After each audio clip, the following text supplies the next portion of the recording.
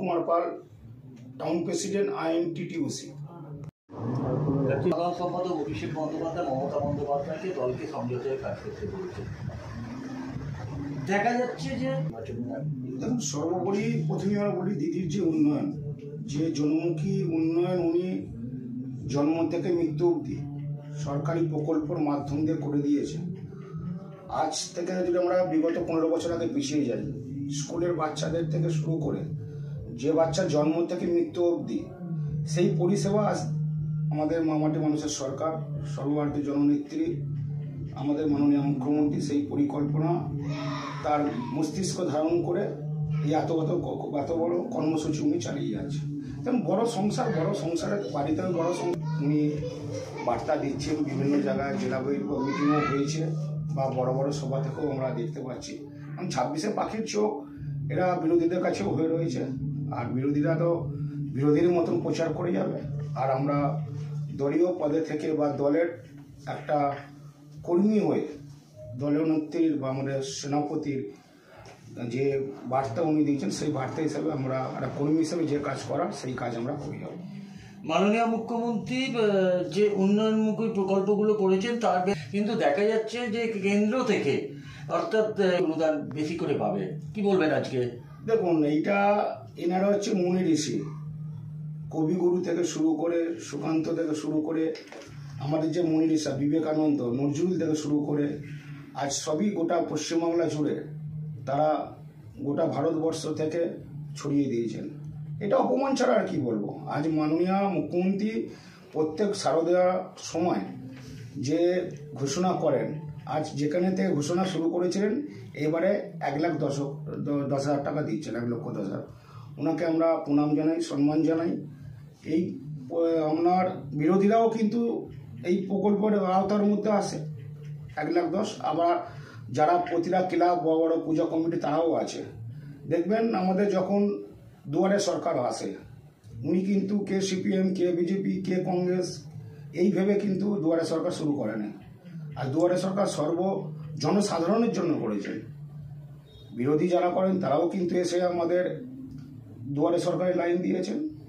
প্রত্যেক জনবসতি মানুষ সেই দুয়ারে সরকারে এসে লাইন দিয়ে তার পরিকল্পনা আওতাভুক্ত হয়েছে। আর স্বাস্থ্যসাথী বলুন, লক্ষ্মী ভাণ্ডার বলুন, কন্যাশ্রী বলুন, রূপশ্রী বলুন। আজকে ইউনেস্কোর আমাদের পুজোয়, মুখ্যমন্ত্রীর পুজোয় আজকে সেরা ঘোষণা করেছেন। তাহলে এইগুলো ওনার যত উনি কাজের জায়গায় এগিয়ে যাচ্ছেন, যত মানুষের কাছে জনশক্তি হয়ে উঠছেন, আপ্লুত হয়ে উঠছেন, আজ বিরোধীরা সেই জায়গায় এই নোংরামির কি বলবো, যে আজকে বলছে মুনি ঋষিদের ঠাঁই কোথায়। আজ আমরা মুনি ঋষিদের মাথার উপর করে রাখি, ভগবানের আসনে বসিয়ে রাখি। এর বিবেচনা আমরা বলুন, মানুষ বলবে এর বিবেচনা কি হবে।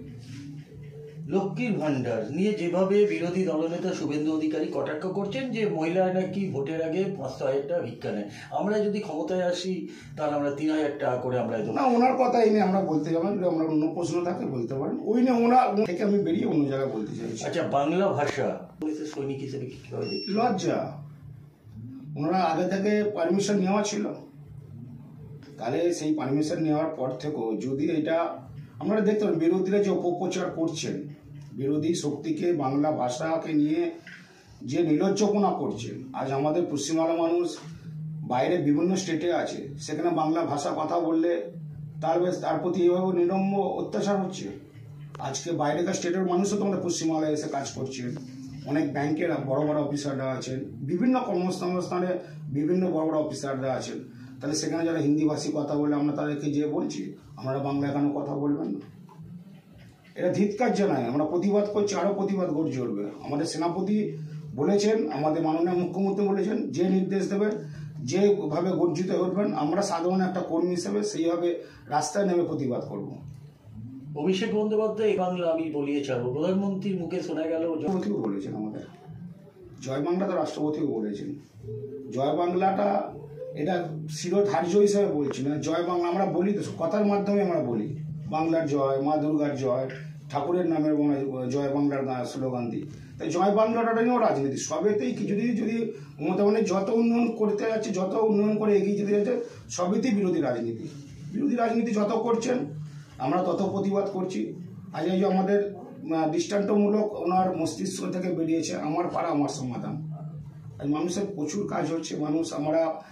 আমরা এটা 10 নম্বর ওয়ার্ড, আমার ওয়ার্ডে 2টো বুথ, সেখানে আমাদের জনসংযোগ দেখতে পেয়েছি। মানুষের সমস্যার জন্য মানুষরা এসছেন, আমাদের কাউন্সিলর থেকে শুরু করে বিভিন্ন আধিকারিকরা থেকেছেন, সেখানে আমি উপস্থিত থেকে আমার পরামর্শ সমাধানের কার্যকলাপ রেডি হয়েছে।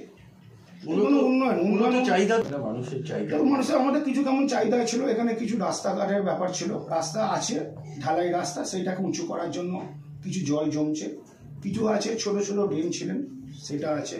প্রাইমারি স্কুলে একটা আইসিডিএস যদি একটা স্কুল ঘর বানানো যায় সেরকম আছে।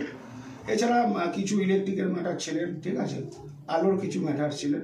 সেইভাবে আমরা আমাদের বুথের যে সমস্যাগুলো আমরা জনসাধারণের কাছে যে জানতে পারি বা আমরা যেভাবে জনসংযোগ করে যাই প্রতিটা ওয়ার্ডের মানুষের সাথে, সেই সমস্যাটাই আমরা আমাদের পাড়ার সমাধানে আমরা তুলে ধরেছি।